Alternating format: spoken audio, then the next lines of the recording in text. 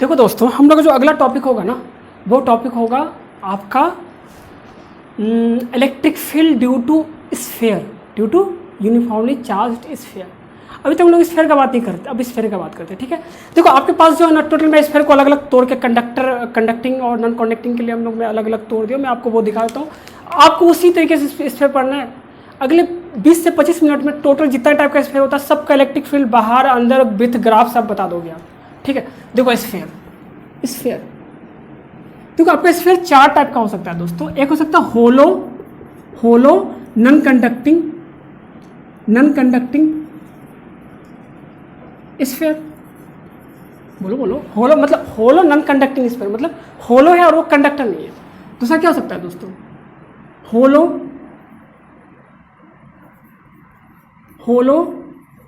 Conducting sphere. ठीक है, तीसरा क्या हो सकता है, सॉलिड कंडक्टिंग स्फीयर। मतलब होलो कंडक्टिंग स्फीयर मतलब कोई कंडक्टिंग सरफेस का जो कि होलो वाला स्फीयर है। सॉलिड कंडक्टिंग मतलब सॉलिड है, कंडक्टिंग मटेरियल का है। ठीक है, और सॉलिड स्फीयर है। ठीक है, सॉलिड स्फीयर का मतलब समझते हैं आप। और दूसरा चौथा क्या होगा, solid non conducting sphere. Solid non conducting sphere, ये क्या है, होलो। ठीक है, और ये क्या है दोस्तों, होलो कंडक्टिंग स्फीयर। ये क्या है, सॉलिड कंडक्टिंग स्फीयर। और ये क्या है दोस्तों, सॉलिड नॉन कंडक्टिंग स्फीयर। ठीक है, आप सब में चार्ज डालो, क्या डालो, सब में चार्ज डालो। इसमें चार्ज डालोगे तो कहाँ मिलेगा, मान लो यूनिफॉर्मली डिस्ट्रीब्यूट करोगे आप पूरे सरफेस में, तो कहाँ मिलेगा, आपके सरफेस में मिलेगा चार्ज, मिलेगा नहीं मिलेगा। कंडक्टर में डालोगे, होलो है तो सारे चार्ज कहाँ होगा, सरफेस पर। कहाँ होगा, सरफेस पर। अच्छा, सॉलिड कंडक्टिंग स्फीयर है, इसमें चार्ज डालोगे, कंडक्टिंग स्फीयर है तो चार्ज कहाँ मिलेगा आपको, क्यू चार्ज डाले सपोज को, तो टोटल क्यू चार्ज कहाँ होगा, स्फीयर पे, सरफेस पे। कहाँ होगा, सरफेस पे। कहाँ होगा, सरफेस, क्योंकि रेडियस ऑफ कर्वेचर सेम है तो हर जगह सेम डिस्ट्रीब्यूटेड होगा यूनिफॉर्मली। अच्छा, देखो सॉलिड नॉन कंडक्टिंग है तो सारे चार्ज कहाँ होगा दोस्तों, पूरे वॉल्यूम में होगा। ये चार्ज यहाँ पूरे वॉल्यूम में होगा, क्या होगा, पूरे वॉल्यूम में होगा ना। तो देखो इसके ये और ये के लिए क्या पढ़ने वाले लोग, सिग्मा। क्या पढ़ने वाले हैं, सिग्मा चलो लिखने का जरूरत नहीं है। ठीक है, इस तीनों के लिए क्या होगा, सरफेस पर चार्ज होगा। और इसके लिए क्या होगा दोस्तों, पूरे वॉल्यूम में चार्ज होगा। तो आप अच्छे से देखोगे इस तीनों केस को, इस तीनों को अच्छे से देखो तीनों चार्ज डिस्ट्रीब्यूशन सेम है ना, है कि नहीं है। तो इलेक्ट्रिक फील्ड और इलेक्ट्रिक पोटेंशियल चार्ज डिस्ट्रीब्यूशन पे ही तो डिपेंड करता है यार। वो मटेरियल किस चीज़ का बना है इस बात पे थोड़ी डिपेंड करता है, वो किस बात पर डिपेंड करता है कि चार्ज का डिस्ट्रीब्यूशन किस तरीके से है। आप क्यों चार्ज इस पर डालो या इस पर डालो, देखो तीनों में क्या होगा, तीनों डिस्ट्रीब्यूशन सेम होगा कि नहीं होगा। अरे सॉलिड कंडक्टिंग पे डालो या होलो कंडक्टिंग पे डालो या होलो नॉन कंडक्टिंग पे डालो, ठीक है, स्फीयर पे डालो, तीनों में चार्ज डिस्ट्रीब्यूशन इसी तरीके से होगा ना, सेम होगा कि नहीं होगा। अगर सेम होगा दोस्तों तो आपका क्या होगा, इस तीनों का जो इलेक्ट्रिक फील्ड का फॉर्मूला होगा डिफरेंट पॉइंट पे, इनसाइड आउटसाइड, और इलेक्ट्रिक पोटेंशियल जो फॉर्मूला होगा वो क्या होगा, सेम। क्योंकि चार्ज डिस्ट्रीब्यूशन सेम है तो इलेक्ट्रिक फील्ड क्या होगा और पोटेंशियल क्या होगा, सेम होगा। इस तीनों केस में दोस्तों, ये केस और ये E and V are same because charge distribution is same. अच्छा, इस केस में क्या होगा, डिफरेंट होगा ना। तो इस केस में क्या होगा, E and V आपको निकालना पड़ेगा, इसके लिए अलग होगा और इस तीनों के लिए अलग क्या होगा, सेम। तो अपने पास कितना फॉर्मूला हो गया, E और V का फॉर्मूला इस तीनों के लिए, मतलब इस तीनों के लिए सेम होगा तो E और V का फॉर्मूला निकालेंगे अंदर बाहर हर जगह। और इसके लिए क्या होगा दोस्तों, E और V का फॉर्मूला होगा। ठीक है, और एनर्जी का भी बात करेंगे लोग, सेल्फ एनर्जी का भी बात करेंगे। ठीक है, तो हम लोग जो पढ़ने वाले हैं दोस्तों वो इलेक्ट्रिक फील्ड क्या है, इलेक्ट्रिक फील्ड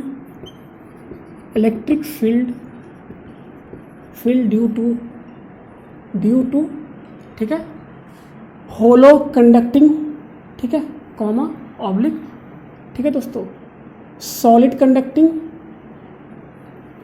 ऑब्लिक, होलो नॉन कंडक्टिंग स्फीयर, ऐसे लिख लो, HNC लिख लो, होलो नॉन कंडक्टिंग स्फीयर। तो इस तीनों केस में क्या होगा, चार्ज डिस्ट्रीब्यूशन सेम होगा, तो ई का भी फॉर्मूला क्या होगा, सेम होगा दोस्तों। ठीक है, सपोज करो अपने पास कोई स्फीयर है, कोई क्या है दोस्तों, स्फीयर है जिसका रेडियस आर ले रहा हूँ, क्या लेता है, ले रहा हूँ आर।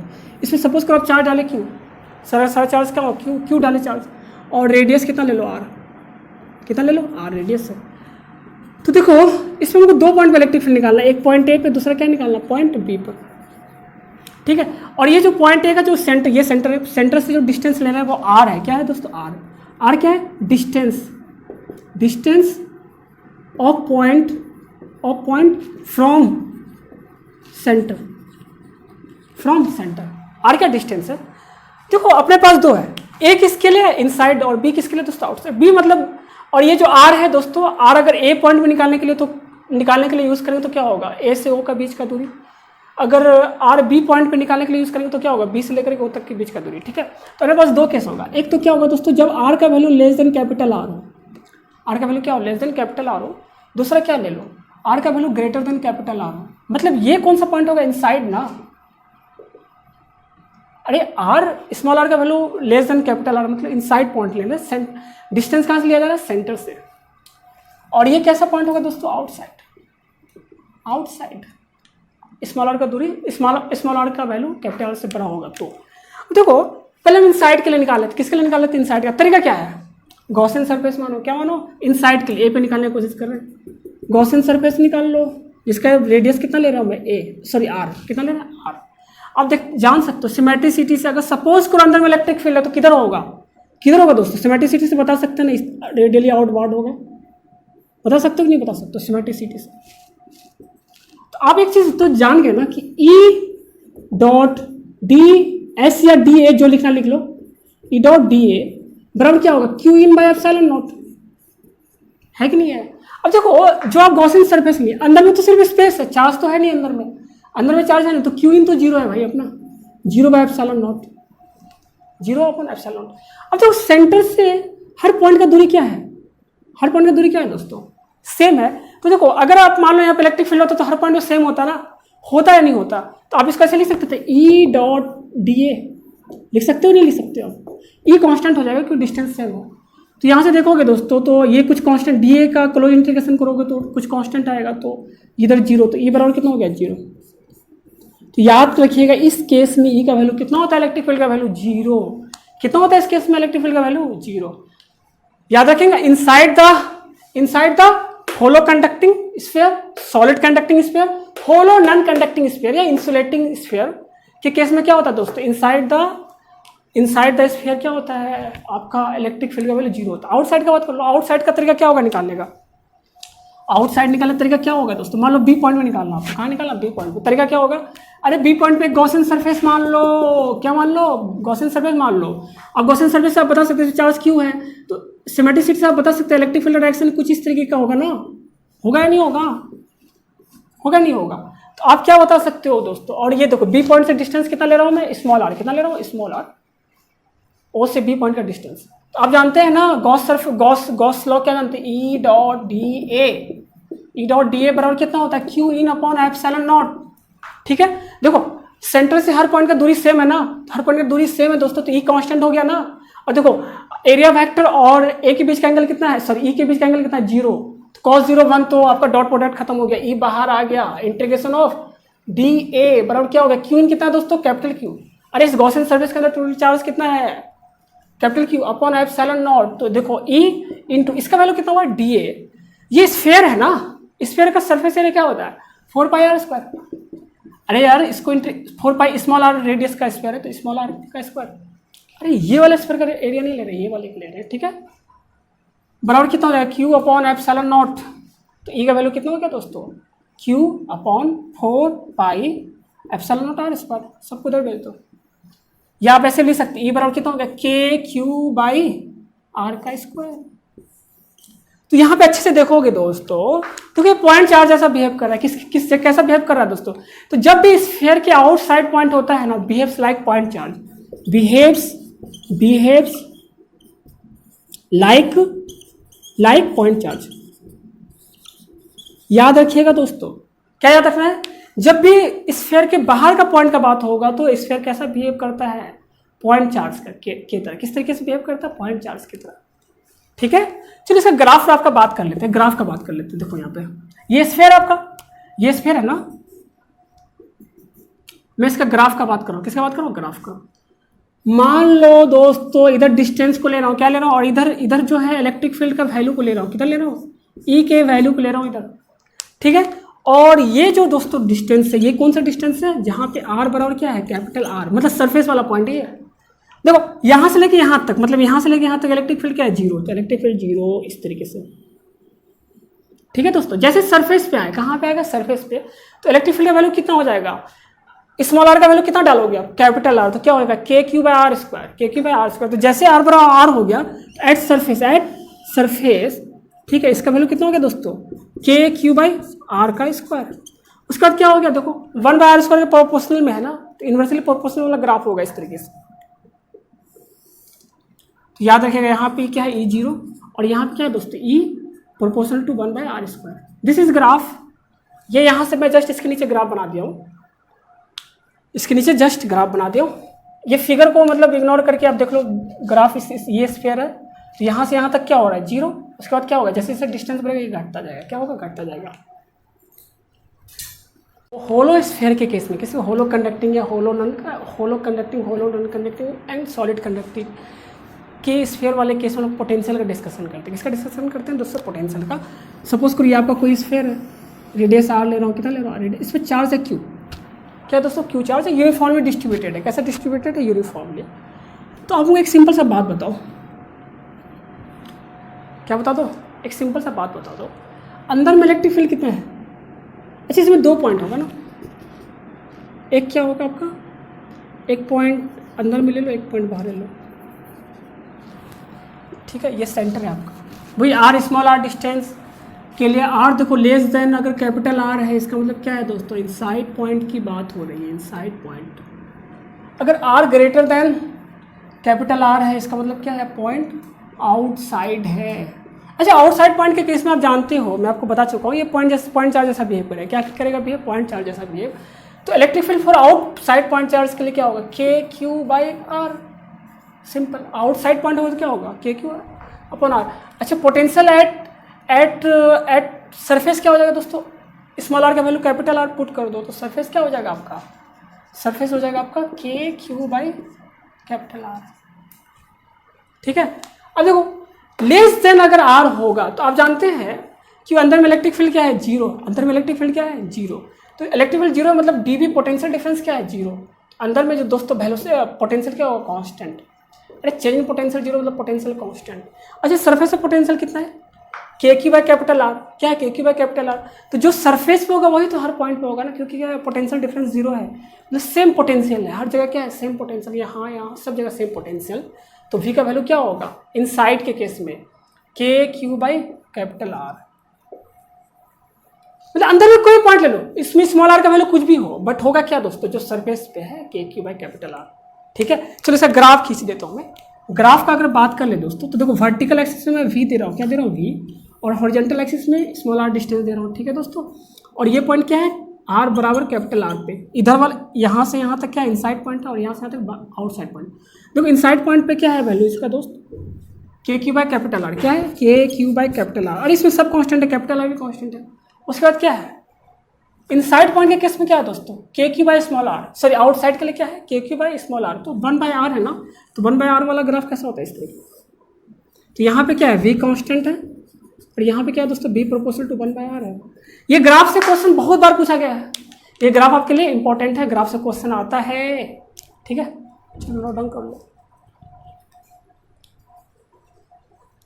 अच्छा देखो दोस्तों, हम लोग क्या पढ़ रहे हैं, electric field due to solid non conducting sphere.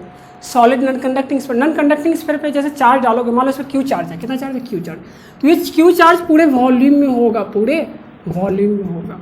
तो इसमें जो होगा दोस्तों, आप रो पढ़ोगे, क्या वो आता है, रो आएगा, इसमें क्या आएगा, रो आएगा। अच्छा रो को क्या लिखोगे, Q upon 4/3 pi R Q. समझ गए ना, रो यही होगा ना, इधर मैं लिख देता हूँ।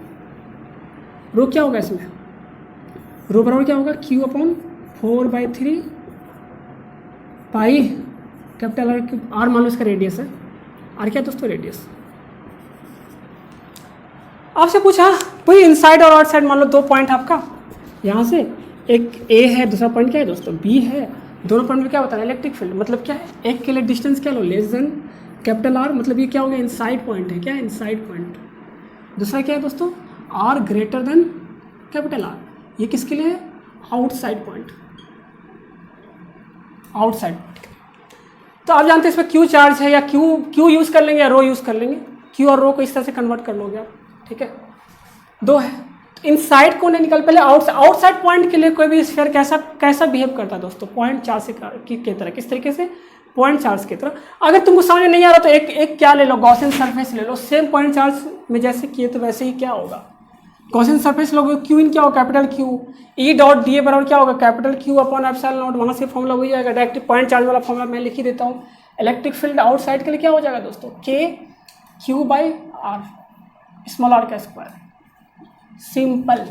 बिहेव्स लाइक जब भी भाई इलेक्ट्रिक फील्ड का बात हो, मतलब बाहर के पॉइंट का बात हो, तो इस स्फीयर को अगर यूनिफॉर्मली चार्ज डिस्ट्रीब्यूटेड है तो आप क्या करोगे, कैसे कंसिडर करोगे इस स्फीयर को एज अ पॉइंट चार्ज। अगर आउटसाइड का बात हो रहा है, इनसाइड का बात है तो इनसाइड में निकाल रहा हूँ, इनसाइड में निकाल रहा हूँ। चलो इनसाइड के लिए देखते हैं, इनसाइड मतलब ए पॉइंट पे निकालना है, कहाँ निकालना है ए पॉइंट पे। तो इनसाइड के लिए क्या मानो, गॉसियन सरफेस मान लो बच्चों, क्या मान लो Gaussian surface small are radius का, आर रेडियस, ये स्मॉल आर कौन सा दूरी है दोस्तों, सेंटर से ए का दूरी, सेंटर से क्या है ए का दूरी small R, small are radius है क्या मान लिए हम लोग, क्या मान लिए आपका एक स्फीयर मान लिए, गॉसियन सरफेस मान लिए। बताओ तो इस पर क्यू इन कितना होगा टोटल, क्यू इन क्या होता है बोलो बोलो, रो इनटू वॉल्यूम। अरे इसके अंदर टोटल चार्ज कितना, रो कितना है आपका, रो क्या दोस्तों Q upon 4/3 pi R Q upon, अच्छा चलो rho into volume, rho into volume के केस में लिख लेता हूँ दोस्तों। इसको क्या लिखोगे, रो इंटू वॉल्यूम क्या लिख सकते हो 4/3 पाई आर क्यूब, वैसे लिख सकते हो पाई स्मॉल आर क्यूब। अरे लिख सकते कि नहीं लिख सकते, ये क्यू इन हो गया। तो देखो दोस्तों आप जानते हैं यहाँ पे सिमेट्रिसिटी से, किससे सिमेट्रिसिटी से बता सकते हो, इलेक्ट्रिक फील्ड किधर होगा, इधर रेडियली आउटवर्ड होगा ना इलेक्ट्रिक फील्ड, सिमेट्रिसिटी से बता सकते हो। तो ई और ए के बीच का एंगल कितना है हमेशा, कितना है हमेशा 0 डिग्री। तो क्या होगा देखो, गॉस लॉ क्या था, ई डॉट डी ए बराबर Q in upon epsilon naught. E क्या है, सेंटर से हर पॉइंट का दूरी सेम है, तो ई तो कांस्टेंट है, और ए डी ए आपको निकालना पड़ेगा, डी ए का टोटल एरिया, और इंटू कॉस जीरो वन। तो देखो ई कांस्टेंट इंटीग्रेशन से बाहर हो गया, क्लोज इंटीग्रेशन डी ए, और कॉस जीरो कितना हो गया दोस्तों, कॉस जीरो 1 है। क्यू इन कितना है यहाँ से पुट कर दो, rho into 4/3 pi are cube upon epsilon naught. चलो यहाँ से अगर डालोगे, यहाँ से देखो ई इंटू एरिया कितना आएगा इसका, स्फीयर बन रहा है स्मॉल आर रेडियस का, कितना होगा area 4 pi r pi small are का स्क्वायर। अरे गॉसियन सरफेस का एरिया क्या होगा, ये तो होगा सरफेस एरिया बराबर कितना, rho into 4/3 pi are cube upon epsilon naught. देखो आर स्क्वायर से क्यूब कैंसिल हो गया, एक आर बचा, 4 पाई कैंसिल। तो ई अपना कितना हो गया दोस्तों, ई हो गया अपना कितना हो गया, rho into r upon 3 epsilon naught, rho r upon 3 epsilon naught. Simple, कोई दिक्कत है इसमें, नहीं होना चाहिए।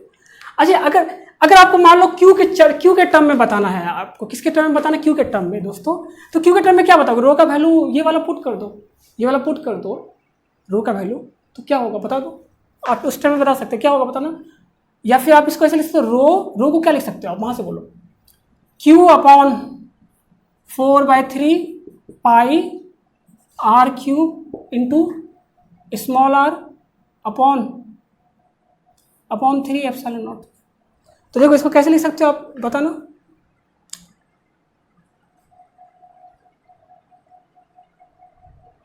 सही है।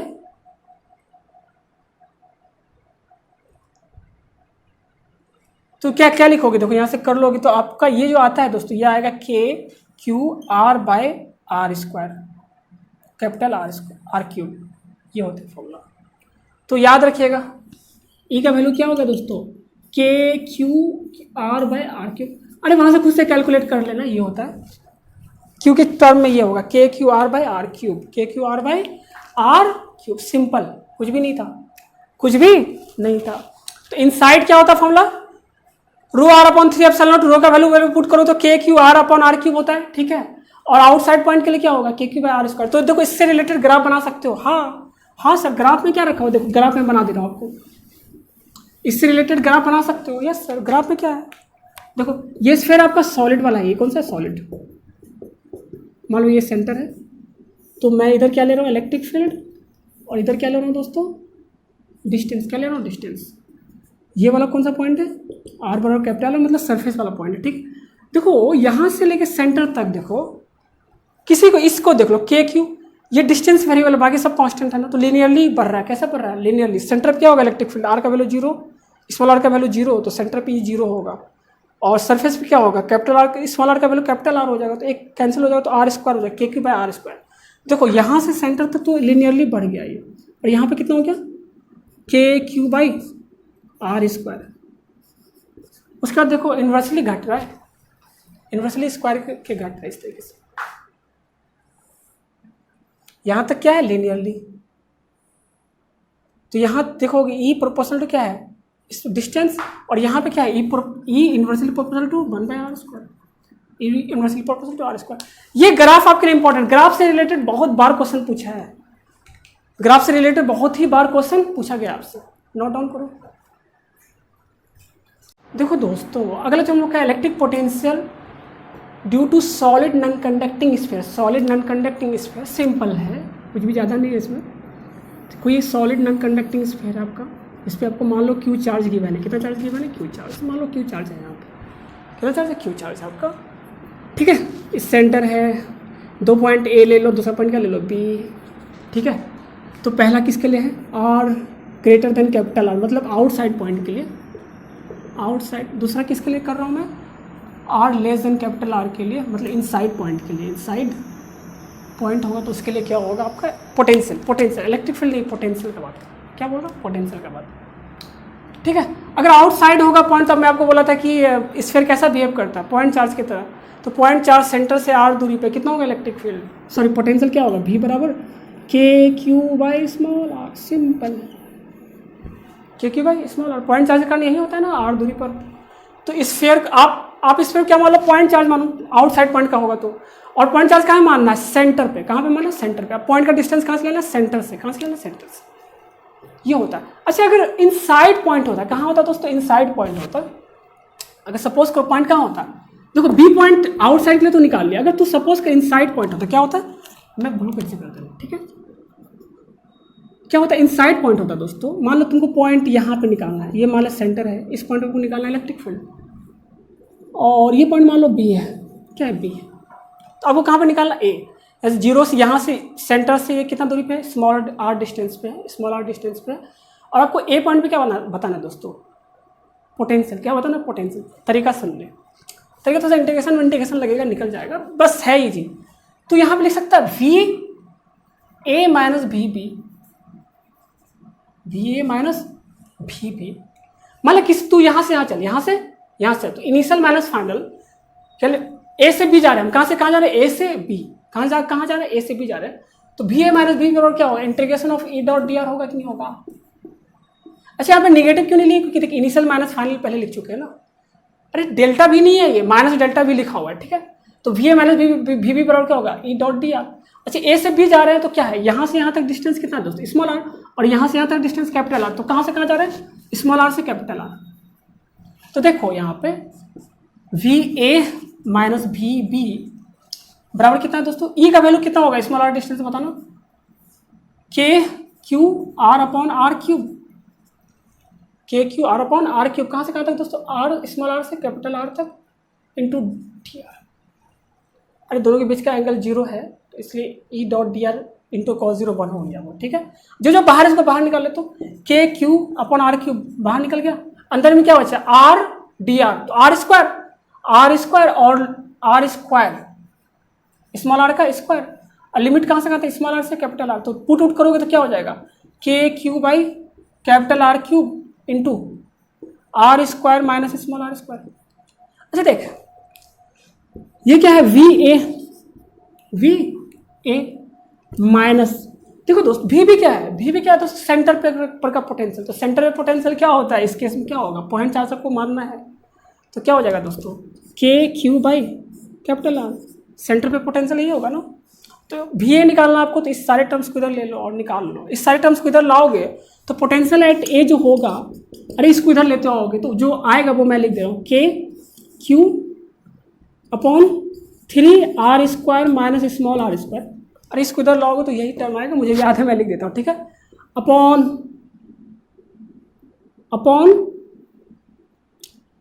2r³।